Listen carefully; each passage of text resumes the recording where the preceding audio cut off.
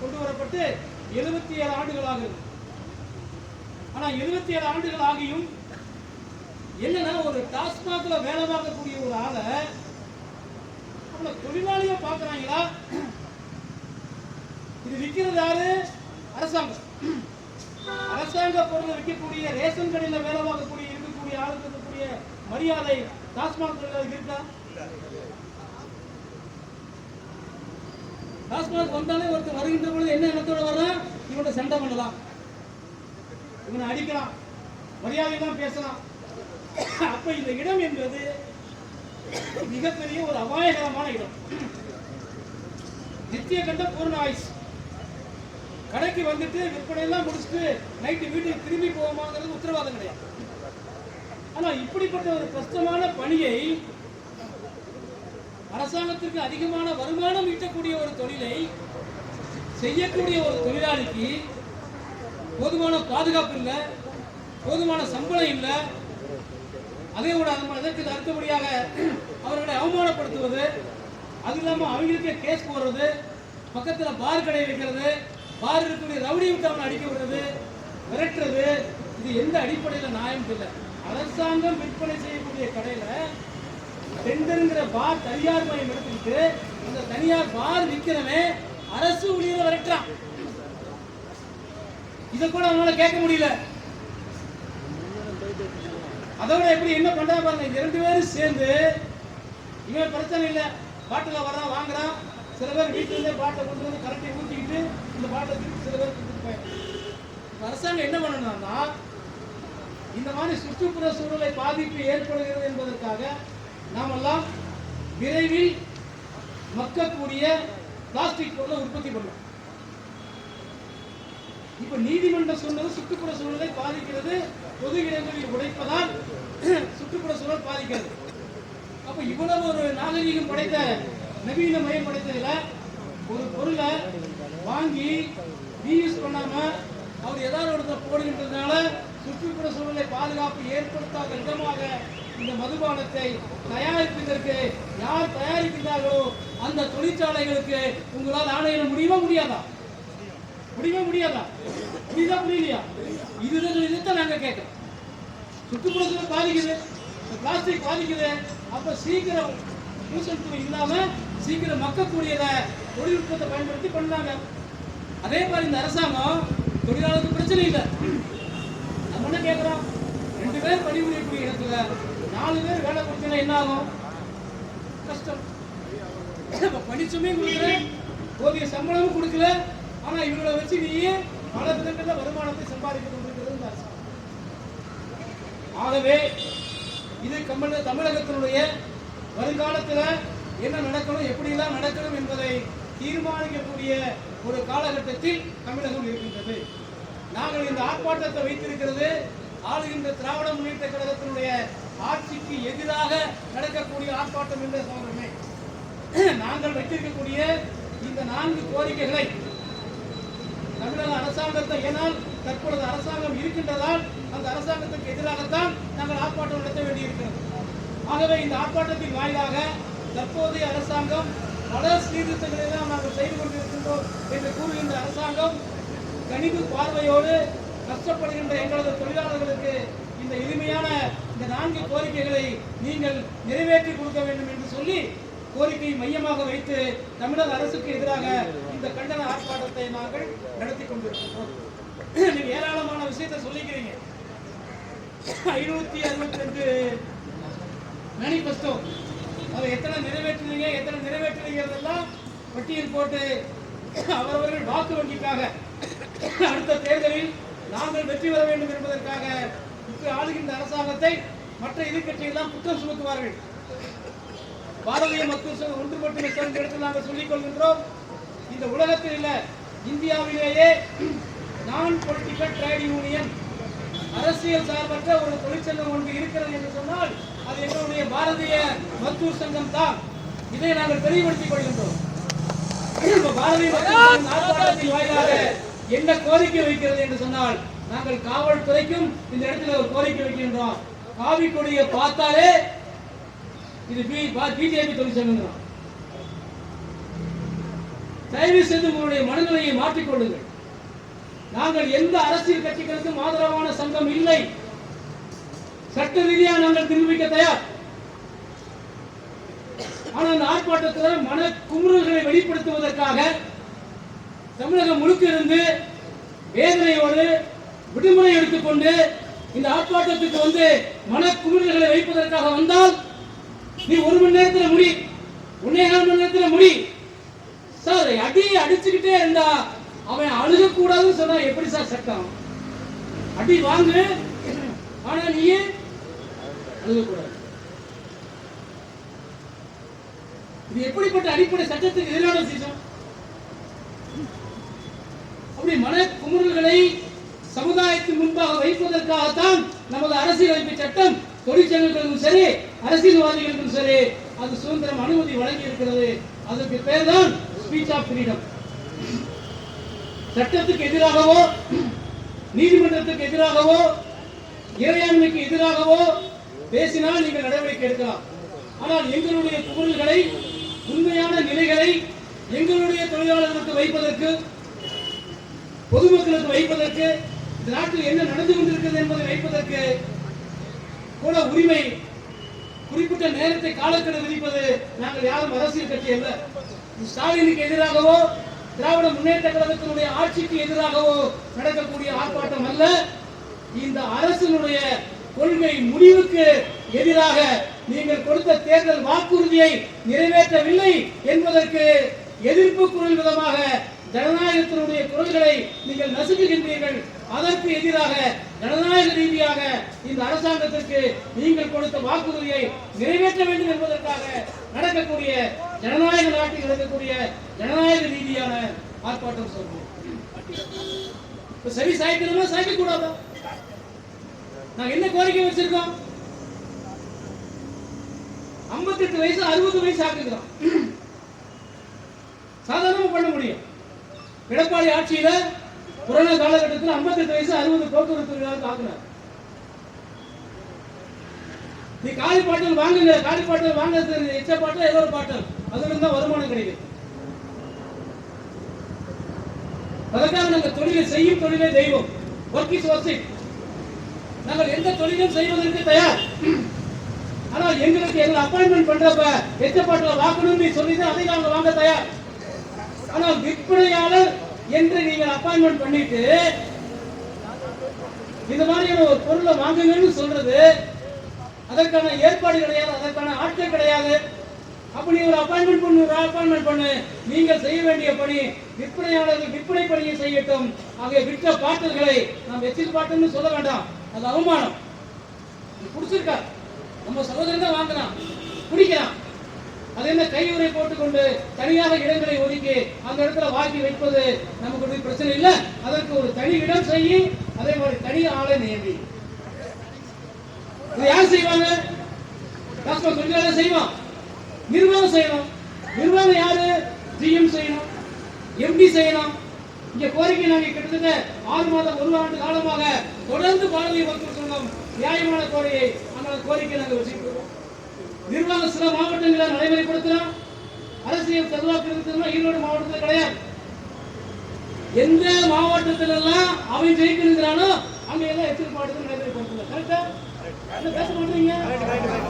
அப்ப அரசியல் லாபத்திற்காக ஒரு இடத்துல பாட்டில வாங்க வேணாங்கன்னா ஒரு இடத்துல பாட்டில வாங்குங்கிறான். சென்னையில ஒரு நாள் 8 மணி நேரம் வேலை வாய்ப்பு கடை அடைப்புக்கு கொடுக்கப்பட்டது. கடை அடைப்பு போராட்டம் நடந்தது. அதற்கான ஒரு தீர்வை நாங்கள் ஏற்படுத்துவோம் என்று சொல்லி அனைத்து சங்கங்களும் கூடி நாங்கள் பேசினாங்க. அப்புறம் இந்த அரசாங்க பேச்சுவார்த்தை நடத்தி அதற்கான நடவடிக்கை எடுக்கணும்னு சொன்னாங்க. இதுவரைக்கும் நடவடிக்கை எடுக்கப்படவில்லை. நீ சட்டம் சொன்ன ஈக்குவல் பிஃபோர் லா, ஏன் டிஸ்கிரிமினேஷன் பண்ற? எல்லா மாவட்டத்தில் நடைமுறைப்படுத்து, அதற்கான ஏற்பாட்டை செய்ய. அப்ப உங்களுக்கு தெரியுது, டாஸ்மாக் தொழிலாளி நினைச்சாங்கன்னா அந்த சட்டமன்ற எம்எல்ஏவை தோற்கடிக்க முடியும் என்ற சக்தி டாஸ்மாக் தொழிலாளிகிட்ட ஈரோட்டில் நிறுத்தினா. அடுத்து நீ சென்னையில தமிழ்நாட்டில் நடைமுறைப்படுத்த வரலன்னு சொன்னா ஒவ்வொரு டாஸ்மாக் தொழிலாளியும் குடிமக்கள் வருகின்ற பொழுது இந்த குற்றச்சாட்டுகளை சுமத்தி இந்த அரசாங்கத்திற்கு விடியல் அரசாங்கத்திற்கு விடிய அரசாங்கமாக மாற்றுவோமா மாற்ற முடியாதா? சக்தி இருக்கா? இருக்கா? நீங்க புரிஞ்சுக்கீங்க தலைவர். எந்த அரசியல் கட்சி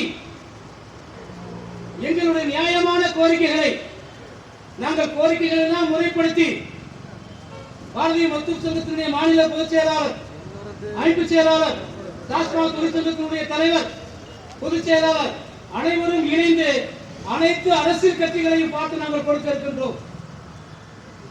யார் நடைமுறைப்படுத்துவோம் என்று கூறுகிறார்களோ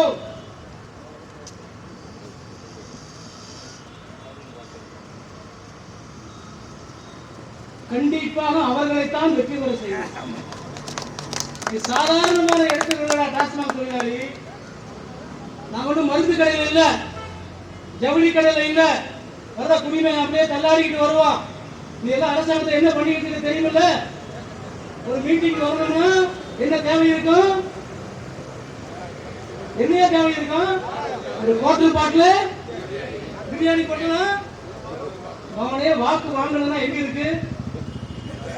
ஒரு ஆளை ஜெயிக்க வைக்கிறதுக்கும் தோற்க வைக்கிறதுக்கான தாடகம் வந்து எங்கடா இருக்கு? டாஸ்மாக் இருக்கிறது. நீ புரிஞ்சுக்க. நீ வரலாம். விதவைகள் அதிகமாகறாங்க, நாங்க டாஸ்மாக் கடையை மூடணும்னு சொன்னேன். எங்களுக்கும் கிரிமினலா செயல்பட தெரியும். இதை டாஸ்மாக் தொழிலாளர் ஏளனமா பார்க்காத. வர்ற இவங்க கூட வரக்கூடிய எல்லா சகோதரர்களும் தொழிலாளர் தான். கட்டுமான தொழிலாளிக்கு எங்க சங்கம் இருக்கு, துப்புரவு தொழிலாளிக்கு எங்க சங்கம் இருக்கு. நீ குடிய வளர்க்கறது குடிய நிற்கிறது என்னவோ பார்த்துட்டு போ, அது உன்னால முடியாது. ஆகவே டாஸ்மாக் தொழிலாளர்கள் வரக்கூடிய ஒவ்வொரு குடிமக்களையும், ஏன்னா நீங்க குடிகாரம் சொல்றது அவரும் குடிமக்கள் தான், citizen of Tamil Nadu, citizen of India. அப்ப அவருக்கு நாங்க என்ன சொல்லுவோம்? அவனே நீ கடையை மூடணும்னு சொல்லி தீர்வு அறிக்கை கொடுத்தீங்கன்னா உன்னே மூடிடுவோம். இல்ல எங்க கோரிக்கை நீ நிறைவேற்றலைன்னா நாங்க யாருக்கு சொல்லுவோம்? மதுப்பிரியர்கள் நீ அட நிறுத்து. ஏற்கனவே பாரதிய டாஸ்மாக் எங்க தொழிலாளிகளா ஒரு தெளிவா முடிவு பண்ணிட்டோம். தாராளமாக மதுபான கலவைகளை மூடுவதற்கு நாங்கள் 100% ஆதரவு தரமா? அரசாங்கத்துக்கு என்ன வேலை? இந்த வேலை செஞ்சா என்ன சம்பளம் கொடுக்குறையோ அதே சம்பளத்தை நல்ல வேலைக்கு கூட நல்ல சம்பளத்தை போடுறோம். விற்கிறது யாரு? விற்க சொல்றது யாரு? அரசாங்கம் சொல்றதோட நாங்க செஞ்சுட்டு இருக்கோம். நாங்களாம் அந்த சரக்கு காசை வச்சுட்டோம். அரசு ஊழியர் தானே. அப்ப அவங்க நினைச்சா மாத்தோட மாத்த மாட்டாங்க. நிச்சயமாக நாங்கள் இந்த இடத்தில் சொல்கின்றோம், டாஸ்மாக் ஊழியர்களுக்கு எதிராக யாரு பண்ணினாலும் சரி, நிச்சயமாக இந்த தேர்தலில் அவர்கள் விரட்டி அடிக்கப்படுவார்கள். நிச்சயம் தோல்வி நிச்சயம். ஆகவே நாங்கள் இன்னைக்கு எங்களுடைய கோரிக்கை எடுத்துக்கொண்டு ஆளுங்கட்சி தலைவரை, இப்ப ஆளுகின்ற கட்சி தலைவரை பார்க்க போறோம். அவங்களுக்கு ஒரு வார்த்தை சொல்லுவோம். இப்ப நீங்க ஆளுங்கட்சியா இருக்கிறீங்க, ஏப்ரலுக்கு மேல நீங்க ஆளுங்கட்சியா இருக்கணும்னா எங்க கோரிக்கையை நிறைவேற்றுங்க. அப்படி நிறைவேற்றவில்லை என்று சொன்னால் ஏப்ரல் மாதம் என்பது 2 அர்த்தம் இருக்கிறது. April fool.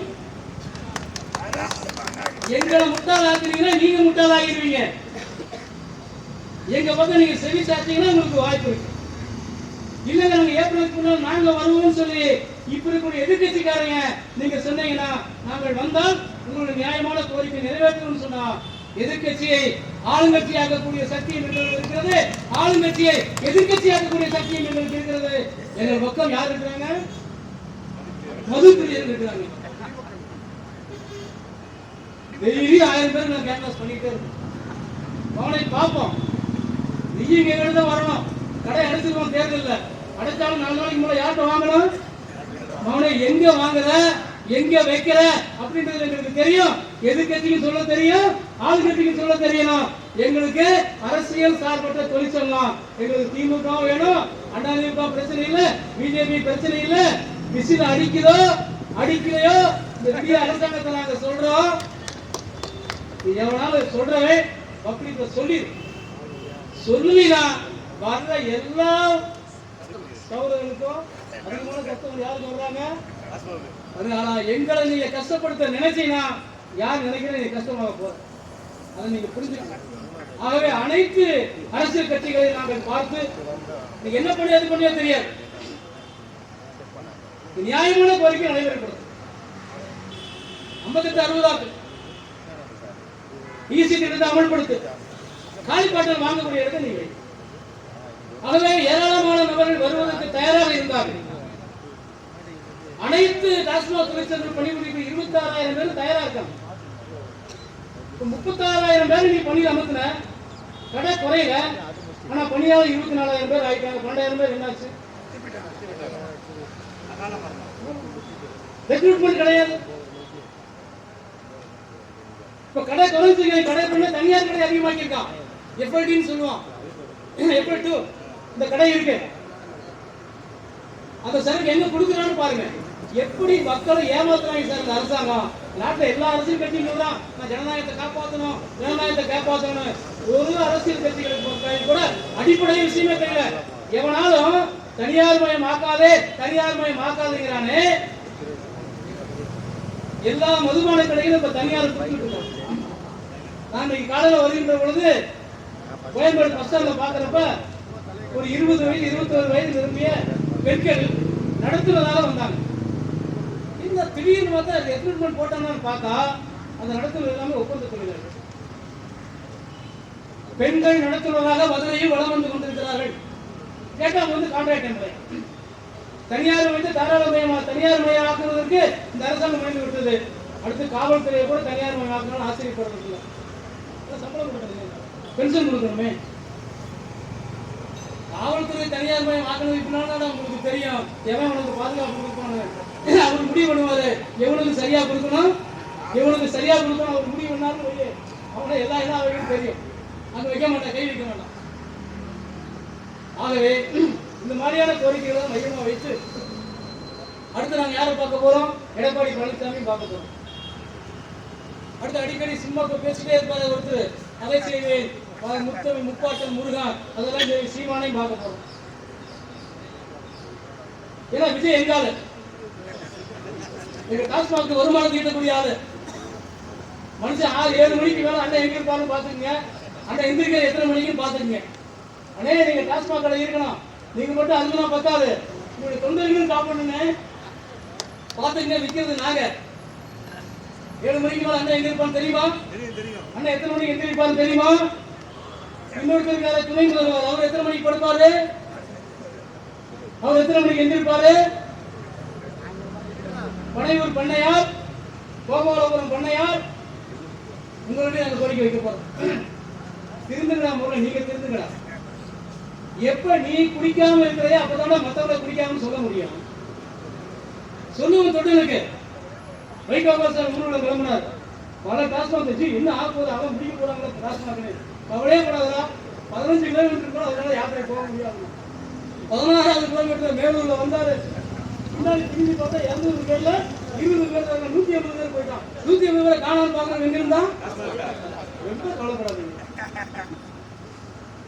இந்த தேர்தல் வாக்குறுதி எவ்வளவு நாங்க வந்த உடனேயே மதுபான கடைகளை மூடுவோம்னு சொன்னாங்கன்னா அந்த கட்சிக்கு மூடுதா பண்ணிடுவோம். சமுதாயத்தில் மாற்றத்தை கொண்டு வருவதற்காக சமூக அமைப்புகள் அதற்காக பணிகள் செய்து கொண்டிருக்கிறது. அப்படிப்பட்ட சமூக அமைப்புகள் இந்த மது இல்லாத போதை இல்லாத தமிழகம் ஆக்குவதற்கு எங்களுடைய தொழிலாளர்களும் அதற்காக பணி செய்து கொண்டிருக்கிறார்கள். எதில் லாபம் ஈட்டுகிறோமோ அந்த லாபம் வேண்டாம், தேசம் நேசன் ஃபர்ஸ்ட் என்று சொல்லக்கூடிய எங்களது தொழிலாளர்களும் இருக்கின்றார்கள். ஆனால் எங்களுடைய கோரிக்கையை நீ நிறைவேற்றவில்லை என்று சொன்னால் எங்களுடைய தொழிலாளர்கள் வருகின்ற தேர்தல் எல்லாத்தையும் நாங்கள் பார்ப்போம். எல்லாருக்கும் பார்த்துட்டு எங்களுடைய நியாயமான கோரிக்கைகளை இந்த டாஸ்மாக் இருக்கின்ற வரை இந்த கோரிக்கையை நிறைவேற்றணும் நான் கேட்கிறோம். யாருக்கும் எதிரானதல்ல. எங்களுடைய மனக்கூறுகளை மன அழுத்தங்களை வெளிப்படுத்துவதற்கு ஒரு வடிகாலாகத்தான் இந்த கண்டன ஆர்ப்பாட்டத்தை நாங்கள் நடத்தி இருக்கின்றோம். இந்த ஆர்ப்பாட்டத்தின் வாயிலாக பொதுமக்களுக்கும் அரசாங்கத்திற்கும் ஆளுகின்ற கட்சிக்கும் எதிர்கட்சிகளுக்கும் வருங்காலத்தில் ஆளுங்கட்சியாக வரக்கூடிய கட்சிகளுடைய தலைவர்களுக்கும் எங்களது அன்பான தாழ்மையான வேண்டுகோள், நியாயமான கோரிக்கைகளை நிறைவேற்றி கொடுக்க வேண்டும் என்று இந்த கண்டன ஆர்ப்பாட்டத்தின் வாயிலாக டாஸ்மாக் நிர்வாகத்திற்கும் அரசாங்க